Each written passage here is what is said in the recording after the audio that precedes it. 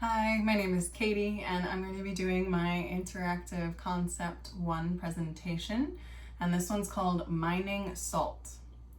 So for this presentation I have a balloon, I have salt, and I have pepper. I took about a teaspoon or so of salt and sprinkled it in my plate here, as well as the pepper. I just sprinkled in about a teaspoon of pepper. It's all intermixed here.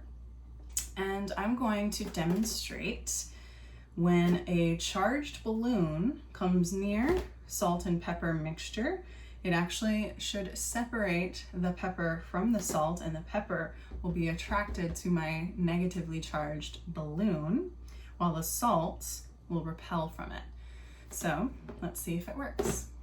Step 1, take the balloon. I'm going to charge it up. Hopefully get it nice and electronically charged. And then I'm going to hold it near the salt. Whoa.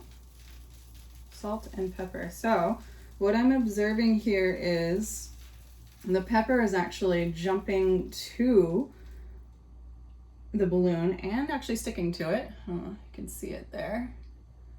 You can see all the pepper jumped on there. I'm not sure if you were also hearing it jump up and away from the salt. Let's see, did we get any? There's a little bit of salt on here too. Very, very, very few little pieces of salt. So what's actually happening here is the pepper,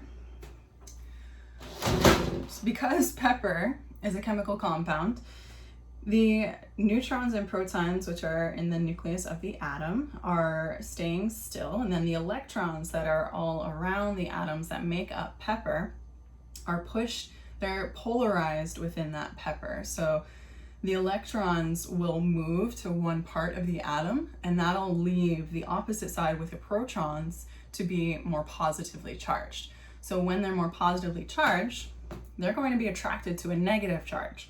And that negative charge is here with my balloon because I charged it up on my head here, creating some static electricity. So that static electricity is electrons and negatively charged on my balloon. So because the pepper is able to polarize itself and the protons are then attracted to the balloon, a lot of them actually bounced up and then dropped back down. So that was the proton being attracted to the electron and then becoming maybe even negatively charged from that and bouncing back off. The salt, while it's made up of sodium and it has Na plus and chloride is negative, the two form an ionic compound.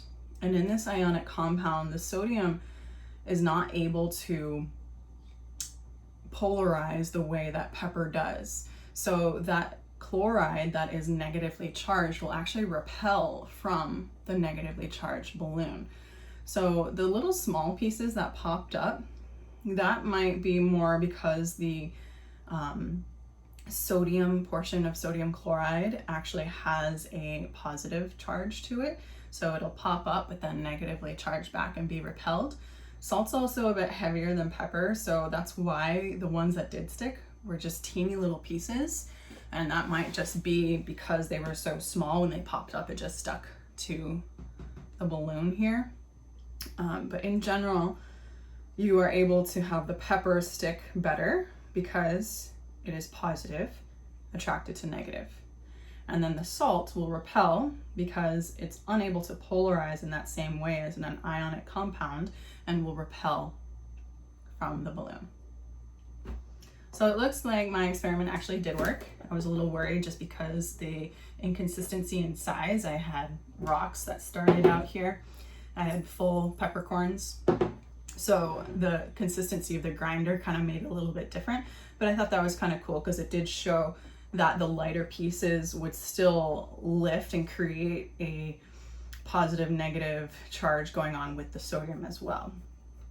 So that's my experiment, and I also have a little PowerPoint that I attached as well with the assignment. Thank you.